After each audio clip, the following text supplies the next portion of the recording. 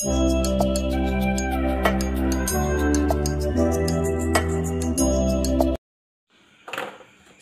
bagi kita semua, Bapak Ibu yang dikasihi Tuhan.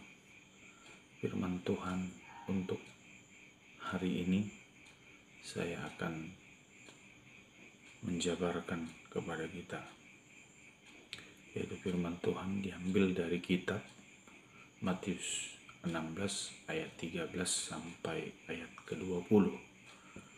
Sejauh ini kita terlebih dahulu serahkan seluruhnya kepada Tuhan dengan kita mengawali melalui doa kita kepada Tuhan. Kita berdoa. Damai sejahtera dari Allah, itulah yang memberkati hati dan pemikiran kita di dalam Kristus Yesus Tuhan. Ya Tuhan Allah Bapa di dalam surga, hari ini kami akan menelaah firman Tuhan yang akan kami bawakan. Kiranya Tuhan boleh memperlengkapi kami dengan hikmat yang daripada Tuhan, sehingga kami boleh mendapatkan renungan yang menguatkan kami. Bahkan juga kami serahkan di setiap kami mendengarkan firman Tuhan, kiranya Roh Allah yang boleh mengantarkan kami untuk menerima firman Tuhan, dan kami boleh diteguhkan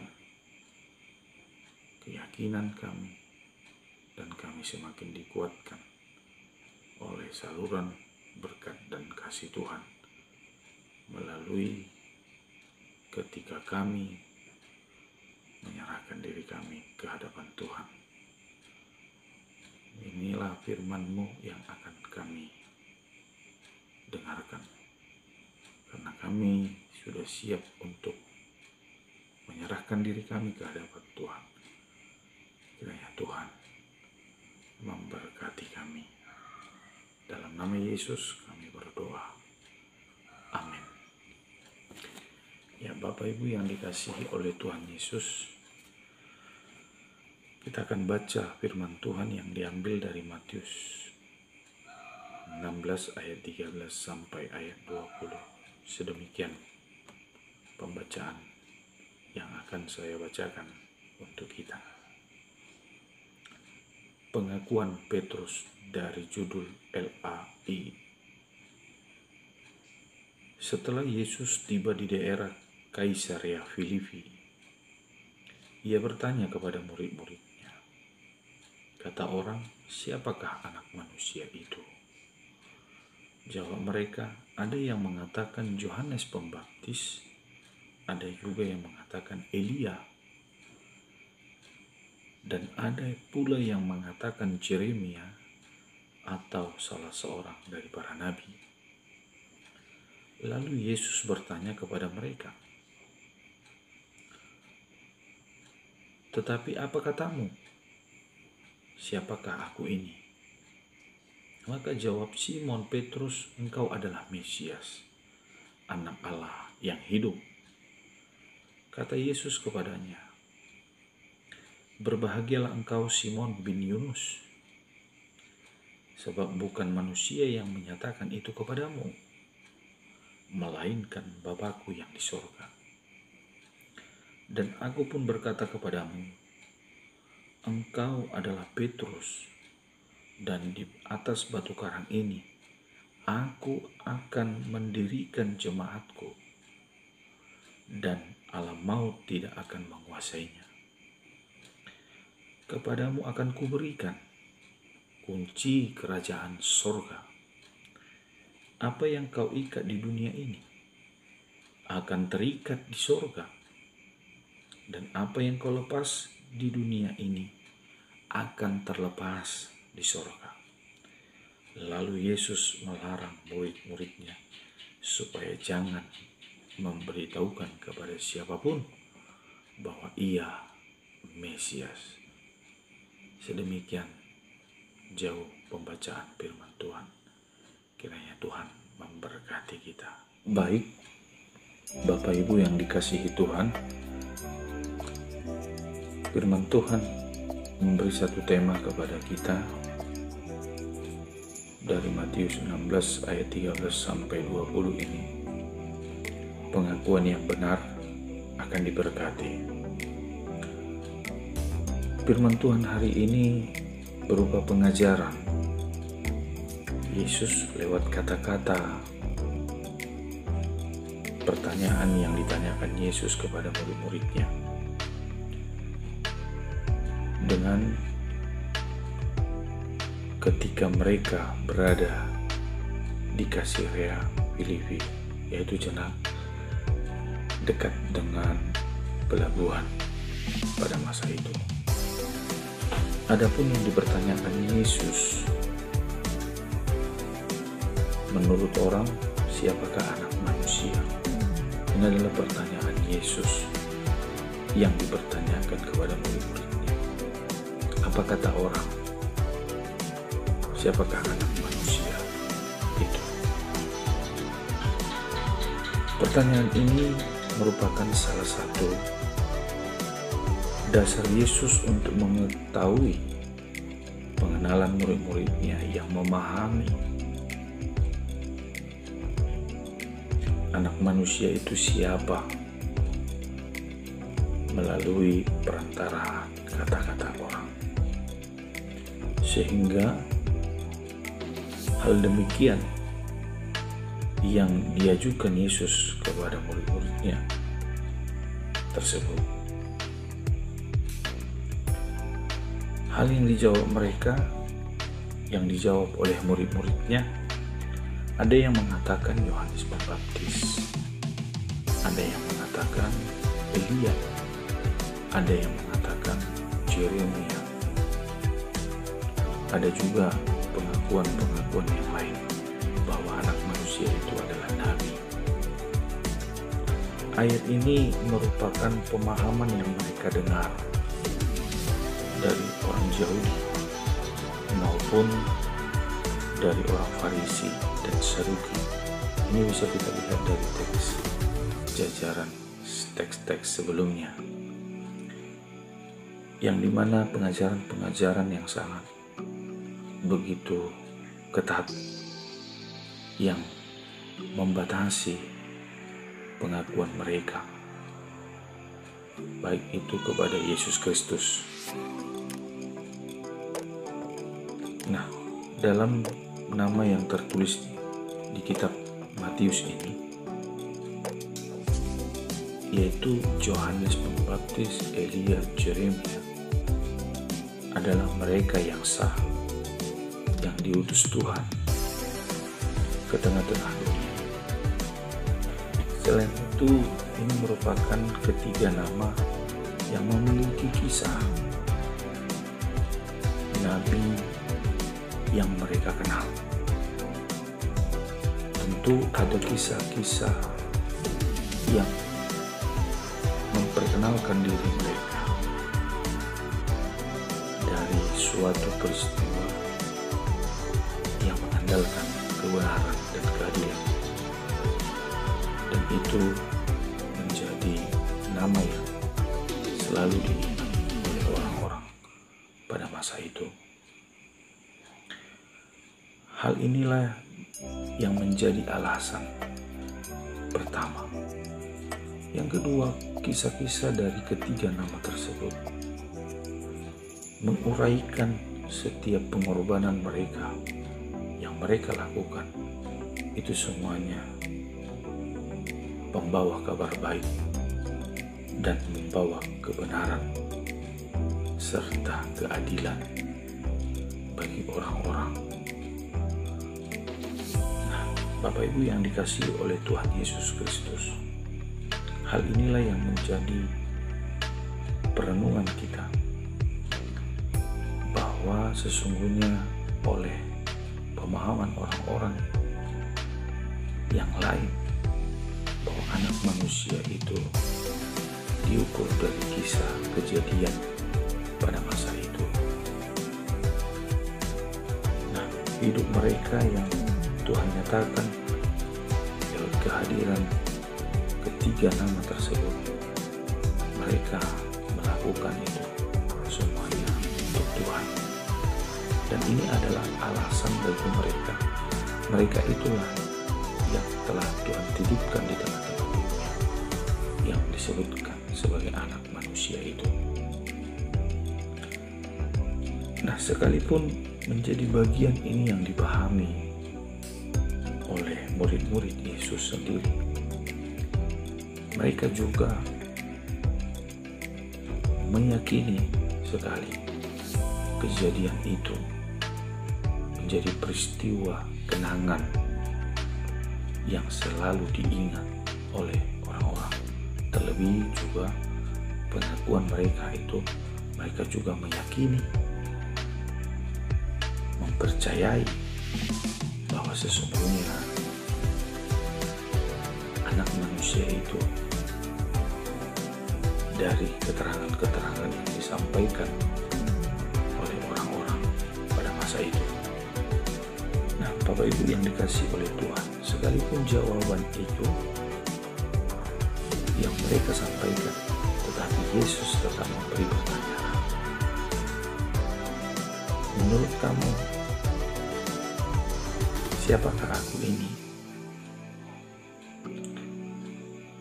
Jadi dari 12 murid Yesus, salah satu dari bagian murid Yesus ini yang bernama Simon Petrus,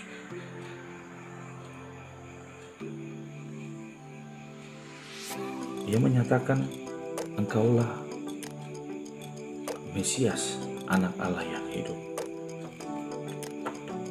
Ayat ini mengartikan bahwa ada pengakuan tersendiri melalui jawaban Simon Petrus.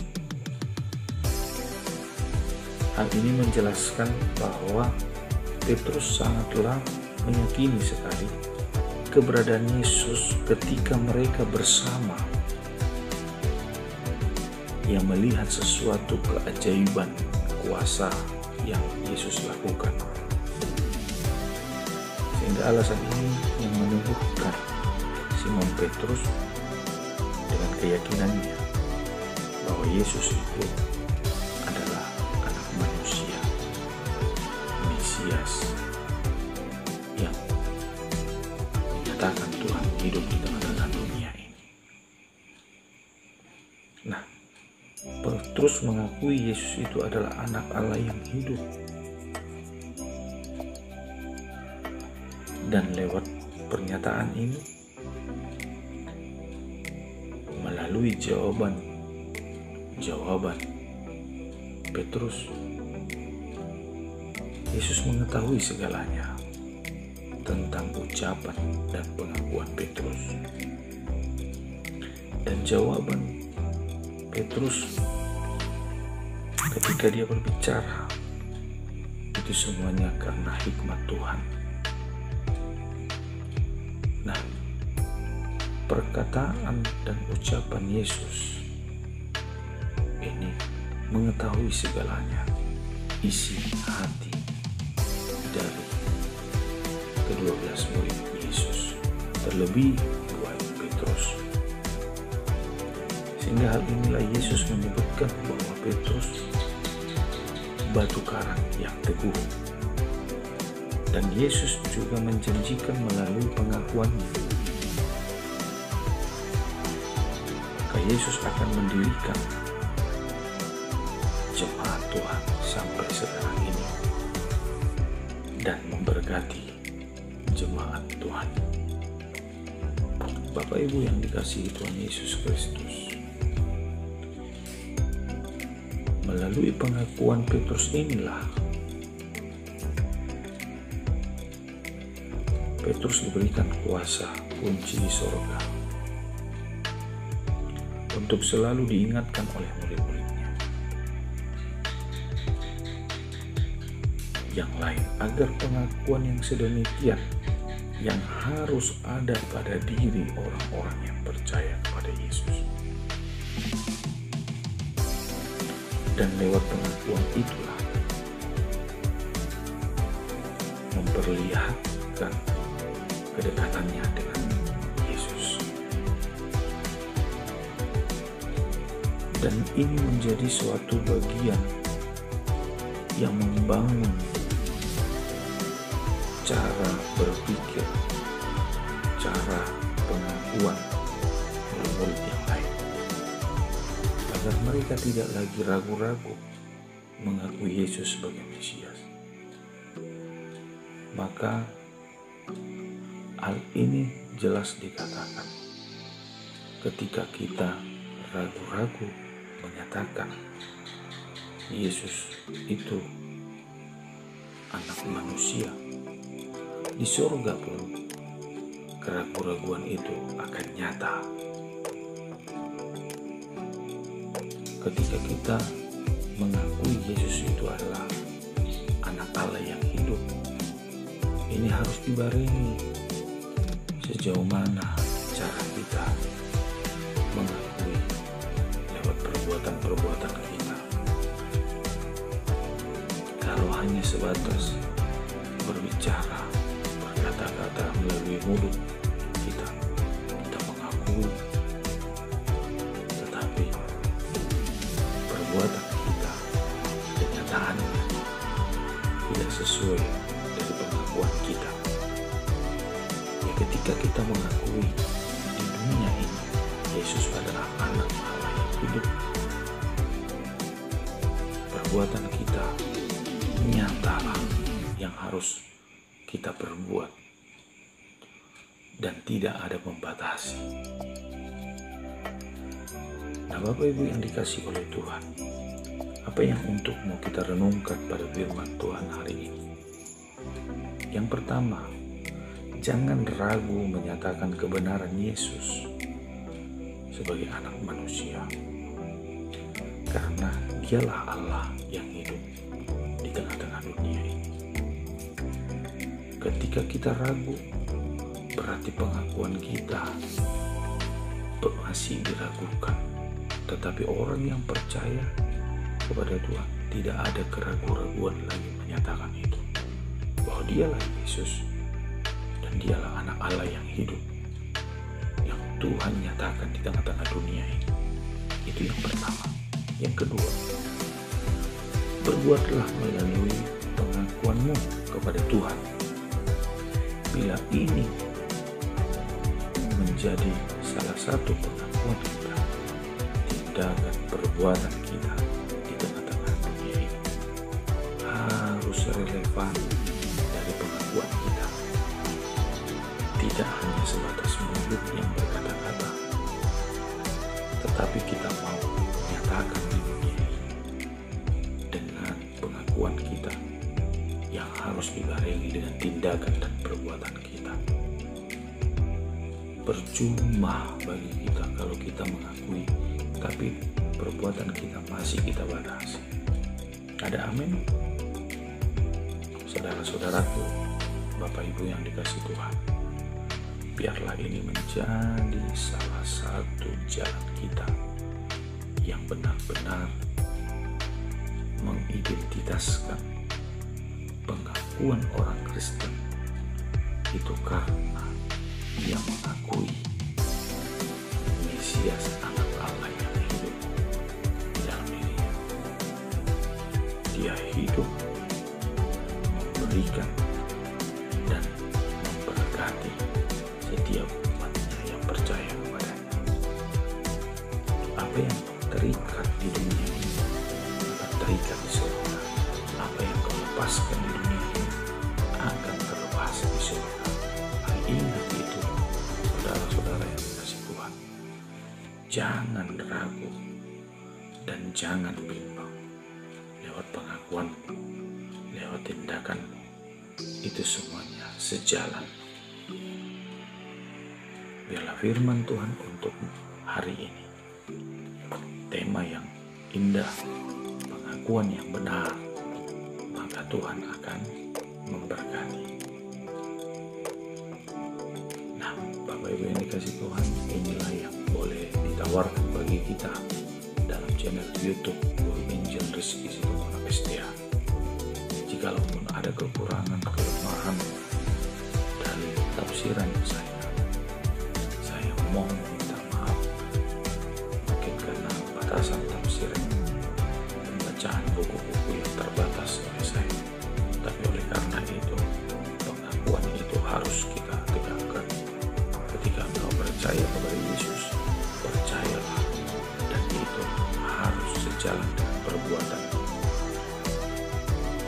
Itulah yang boleh saya sampaikan untuk firman Tuhan hari ini.